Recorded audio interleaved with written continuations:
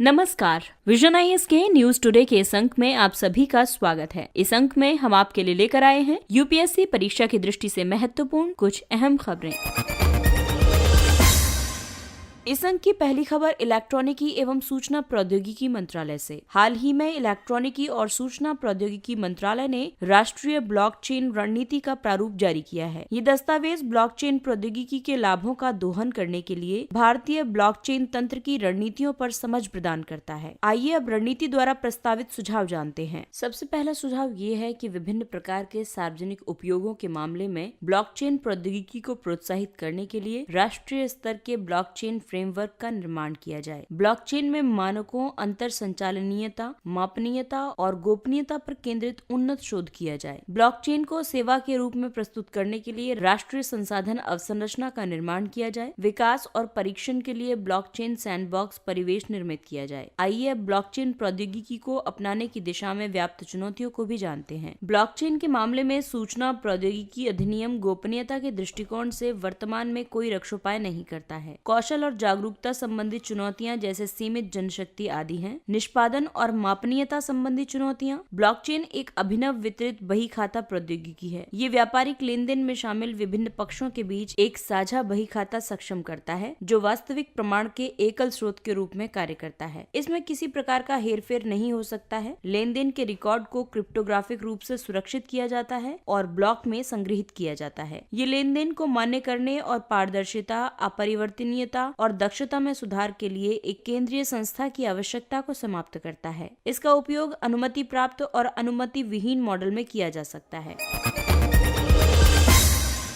अगली खबर बैंकिंग क्षेत्र से संबंधित है। हाल ही में भारतीय रिजर्व बैंक ने कुछ घोषणाओं सहित द्वैमासिक मौद्रिक नीति विवरण जारी किया है। आइए सबसे पहले मौद्रिक नीति के अंतर्गत कुछ निष्कर्ष जानते हैं। लिक्विडिटी एडजस्टमेंट फैसिलिटी के तहत रेपो दर 4.0% पर अपरिवर्तित रखी गई है। मुद्रास्फीति को लक्ष्य के अंतर्गत रखते हुए विकास को गति प्रदान करने और अर्थव्यवस्था पर कोविड-19 के प्रभाव को कम करने के लिए दीर्घकालिक समय तक निवारक पक्ष जारी रखना चाहिए। वित्तीय तंत्र में धन के अंतर्निवेशन के लिए केंद्रीय बैंक द्वारा दरों में कटौती करना ही निवारक पक्ष होगा। बैंकिंग क्षेत्र में यदि तरलता संबंधी उपायों की बात करें तो आरक्षित नकद निधि अनुपात या बैंकों द्वारा आरबीआई में शून्य ब्याज पर जमा रखने के लिए आवश्यक नकदी की मात्रा को 2 चरणों में दोबारा 4% तक बढ़ाया जाएगा। बैंकों को गैर बैंकिंग वित्तीय कंपनियों को लक्षित दीर्घावधि रेपो परिचालन यानी targeted long term repo operation TLTRO योजना के तहत धन प्रदान करने की अनुमति होगी। LTRO के तहत आरबीआई सरकारी प्रतिभूतियों को समपार्श्विक यानी कोलेट्रल के रूप में समान अवधि के साथ स्वीकार करके प्रचलित रेपो दर पर बैंकों को 1 वर्ष से लेकर 3 वर्ष तक धन उपलब्ध करवा सकता है। अब अगर विनियमन और पर्यवेक्षण की बात करें तो आरबीआई सूक्ष्म वित्त के लिए विनियामक ढांचे में सामंजस्य स्थापित करने का प्रयास कर रहा है, जो अनुसूचित वाणिज्यिक बैंकों, लघु वित्त बैंकों और ऐसी अन्य संस्थाओं सहित सूक्ष्म वित्त के क्षेत्र में सभी उधारदाताओं के लिए समान रूप से लागू हो। प्राथमिक सहकारी बैंकों पर एक विशेषज्ञ समिति का गठन किया जाएगा। निवल स्थिर निधियन अनुपात के क्रियान्वयन को 1 अप्रैल 2021 तक स्थगित कर दिया गया है। आपको बता दें कि निवल स्थिर निधियन अनुपात एक तरलता मानक है। इसके तहत बैंकों को अपनी दीर्घकालिक परिसंपत्तियों की अवधि को कवर करने के लिए पर्याप्त स्थिर निधि रखने की आवश्यकता होती है। वहीं भुगतान और निपटान प्रणाली के संदर्भ में डिजिटल भुगतान सेवाओं के लिए एक 24/7 हेल्पलाइन की स्थापना की जाएगी। देश में सभी बैंक शाखाओं में चेक ट्रांजैक्शन सिस्टम समाशोधन में भागीदारी को सक्षम बनाया जाएगा। उपभोक्ता संरक्षण के लिए वैकल्पिक विवाद निवारण यानी ADR तंत्र को सरल और अधिक उत्तरदायी बनाने के लिए 3 लोकपाल योजनाओं का एकीकरण किया जाएगा। साथ ही शिकायत निवारण के लिए एक राष्ट्र एक लोकपाल के दृष्टिकोण को अपनाया जाएगा। यदि सूक्ष्म, लघु और मध्यम उद्यमों की बात करें तो बैंकों को MSMEs के पहली बार के उधारकर्ताओं को संवितरित ऋणों के विरुद्ध CRR आवश्यकताओं से छूट प्रदान की गई है। वित्तीय बाजारों की पैठ को बढ़ावा देने के लिए खुदरा निवेशकों को आरबीआई में गिल्ट खाता खोलने की अनुमति प्रदान की गई है। खुदरा निवेशकों को सरकारी प्रतिभूति बाजार में ऑनलाइन पहुंच प्रदान की जाएगी। साथ ही उन्हें आरबीआई में अपना गिल्ट सिक्योरिटी खाता खोलने की सुविधा भी दी जाएगी। गिल्ट खाते सरकारी प्रतिभूतियों को रखने की सुविधा प्रदान करते हैं।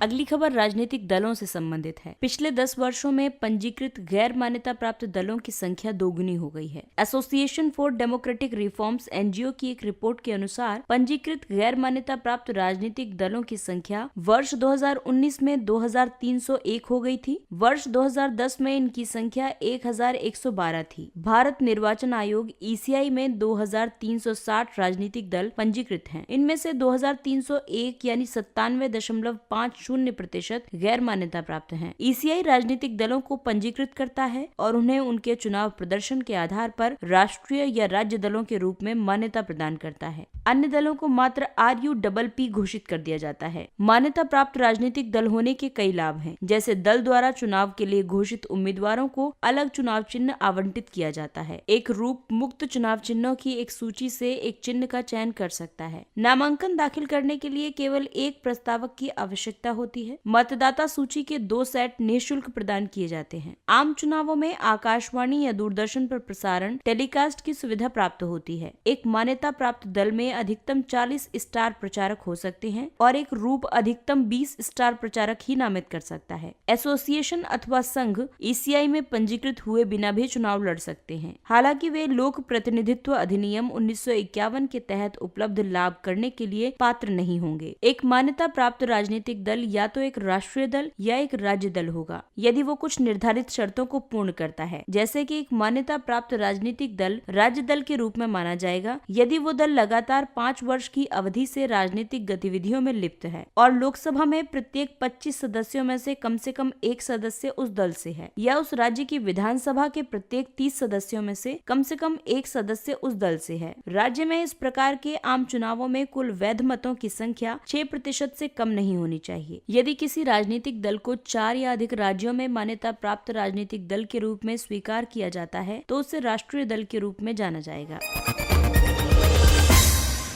सभी किसानों के लिए संस्थागत ऋण उपलब्ध कराने के लिए प्रयास किए जाएंगे। सरकार ने वित्त वर्ष 2022 में कृषि ऋण लक्ष्य को बढ़ाकर 16.5 लाख करोड़ रुपए कर दिया है। इसका कारण ये है कि पशुधन, डेयरी और मत्स्य पालन क्षेत्र में वृद्धिशील ऋण प्रवाह को बनाए रखने पर अधिक ध्यान केंद्रित किया जा सके। आपको बता दें कि संस्थागत ऋण की भारत के कृषि विकास में एक महत्वपूर्ण भूमिका के निर्वहन के लिए कल्पना की गई है। बड़ी संख्या में औपचारिक संस्थागत एजेंसियां जैसे सहकारी संस्थाएं, क्षेत्रीय ग्रामीण बैंक, अनुसूचित वाणिज्यिक बैंक, स्व सहायता समूह आदि ऋण प्रदान करने की दिशा में कार्यरत हैं। कम दर पर उपलब्ध होने की वजह से संस्थागत ऋण उत्पादन लागत पर प्रत्यक्ष प्रभाव उत्पन्न कर सकते हैं। वर्ष 2013-14 से लेकर वर्ष 2019-20 के दौरान कृषि ऋण में लगभग 2 गुनी वृद्धि हुई है, जो बढ़कर 13.92 लाख करोड़ रुपए हो गई है। कृषि ऋण से संबंधित मुद्दे। गैर संस्थागत ऋण की हिस्सेदारी अभी भी लगभग 30% बनी हुई है। इसके अलावा संस्थागत ऋण में अन्य एजेंसियों की हिस्सेदारी बेहद कम है, क्योंकि इसके लिए अनुसूचित वाणिज्यिक बैंकों पर निर्भरता ज्यादा रही है। इसके अलावा क्षेत्रीय असमानता भी एक मुद्दा है। वहीं संस्थागत ऋण को बढ़ाने के लिए कई कदम भी उठाए गए हैं, जैसे ब्याज सहायता योजना के माध्यम से किसानों को 4% की प्रभावी ब्याज दर पर 3 लाख रुपए तक के अल्पकालिक फसली ऋण प्रतिवर्ष प्रदान किए जाते हैं। किसान क्रेडिट कार्ड के तहत फसल, बीज, उर्वरक, डीजल और अन्य आगतों के क्रय के लिए किसान 4% ब्याज पर ऋण प्राप्त कर सकते हैं। इसके अलावा प्राथमिकता प्राप्त क्षेत्र को उधार यानी PSL के लिए ऋण संबंधी प्रावधानों में भी सुधार किया गया है। अगली खबर मौसम एवं जलवायु से। भारतीय जलवायु पर पश्चिमी विक्षोभ के प्रभाव को लेकर कई अध्ययन किए गए हैं। पश्चिमी विक्षोभ बहिरुष्ण कटिबंधीय तूफान यानी एक्स्ट्रा ट्रॉपिकल स्टॉर्म है, जो अक्सर भूमध्य सागरीय क्षेत्रों में उत्पन्न होते हैं। ये एक गैर मानसूनी वर्षण प्रतिरूप है जो पछुआ पवनों द्वारा संचालित होता है। अध्ययन से ये पता चला है कि उत्तर पश्चिमी क्षेत्र, जिसमें जम्मू और कश्मीर, लद्दाख, हिमाचल प्रदेश और उत्तराखंड में वार्षिक वर्षा का 30% भाग शीत ऋतु के दौरान प्राप्त होता है और ये मुख्य रूप से पश्चिमी विक्षोभ से संबंधित है। ये शीत ऋतु के दौरान उत्तर भारत के निकट स्थानों पर भी वर्षा के लिए उत्तरदायी है। पश्चिमी विक्षोभ जनित वर्षाएं हिमालय की जलवायु, हिमनद, हिमजल संग्रहण, वनस्पतियां, जीव जंतु, कृषि उपज और मानव आबादी आदि को प्रभावित करती है। पश्चिमी विक्षोभ उत्तर पश्चिम भारत में रबी फसल के लिए अत्यधिक महत्वपूर्ण है। इसके अलावा पहाड़ी क्षेत्रों में पश्चिमी विक्षोभ के कारण होने वाले हिमपात या हिमगलन से नदी जल प्रवाह में वृद्धि हो जाती है। ये जलप्रवाह क्षेत्रों में अधिवासित लोगों के लिए पेयजल उपलब्धता सुनिश्चित करने में मदद करता है। पश्चिमी विक्षोभ से संबंधित प्रतिकूल मौसमी प्रभाव भी हैं, जैसे हिमपात, वृष्टि या ओलावृष्टि के रूप में होने वाली वर्षा भूस्खलन और हिमस्खलन के लिए उत्तरदायी होती है। अत्यधिक घने कोहरे जैसी स्थितियों के निर्माण की वजह से विमानन, रेल, सड़क परिवहन सेवाएं बाधित हो सकती हैं। सामान्य शीतलहर से चरम शीतलहर और सामान्य ठंडे वाले दिन से अत्यधिक ठंडे वाले दिन की स्थिति उत्पन्न हो सकती है।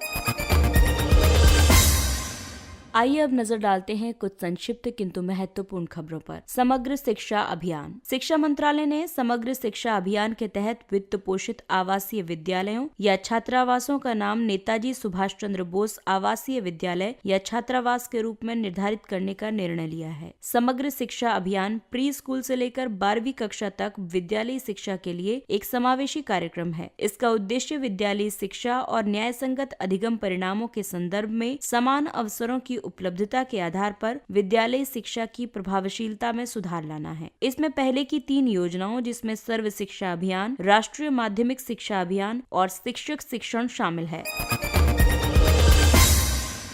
MCA 21 version 3.0। MCA 21 कॉर्पोरेट कार्य मंत्रालय द्वारा संचालित एक ई शासन पहल है। ये पहल MCA सेवाओं की भारत की कॉर्पोरेट संस्थाओं, पेशेवरों और नागरिकों तक सुलभ एवं सुरक्षित पहुंच को सुनिश्चित करने में सहायता करती है। MCA 21 के संस्करण 3.0 को वित्त वर्ष 2021-22 के दौरान प्रारंभ किया जाएगा। ये एक प्रौद्योगिकी संचालित परियोजना है। ये परियोजना कार्यान्वयन को सुदृढ़ करने, व्यवसाय करने की सुगमता को बढ़ावा देने, उपयोगकर्ता अनुभव का संवर्धन करने, विनियामकों के बीच बाधा रहित एकीकरण और डेटा के विनिमय की सुविधा प्रदान करने आदि के लिए डिजाइन की गई है। इस संस्करण के अंतर्गत ई न्याय निर्णय, ई परामर्श और अनुपालन प्रबंधन के लिए अतिरिक्त मॉड्यूल भी सम्मिलित किए गए हैं।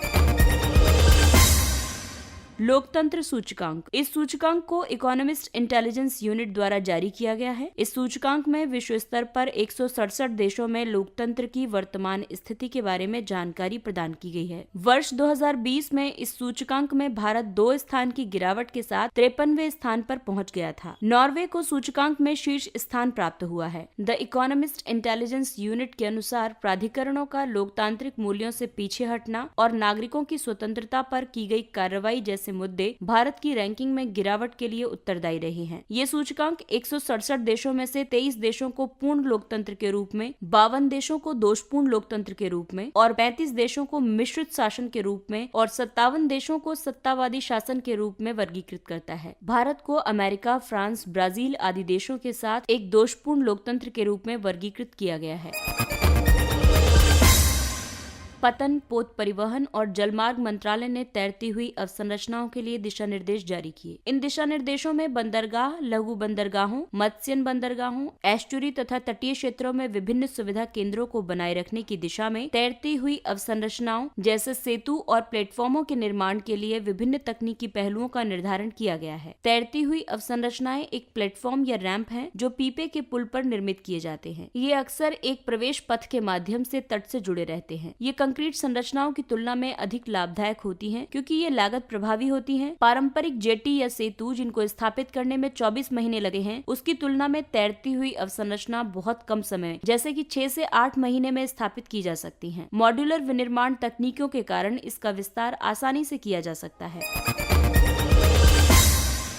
WHO score assessment instrument. WHO score आवश्यक हस्तक्षेपों, अनुशंसित क्रियाओं, उपकरणों और संसाधनों का एक तकनीकी पैकेज है। इसका उद्देश्य स्वास्थ्य सूचना प्रणाली की आवश्यकताओं को पूरा करने के लिए चुनौतियों का समाधान करने में देशों को सहायता प्रदान करना है। स्कोर की 5 प्रमुख रणनीतियां हैं, जैसे जनसंख्या और स्वास्थ्य जोखिमों का सर्वेक्षण करना, जन्म, मृत्यु और मृत्यु के कारणों की गणना करना, स्वास्थ्य सेवा डेटा का अनुकूलन करना, प्रगति और प्रदर्शन की समीक्षा करना तथा नीति और कार्रवाई के लिए डेटा के उपयोग को सक्षम बनाना। इसके अनुसार अफ्रीका में केवल 10% मृत्यु पंजीकृत हुई हैं।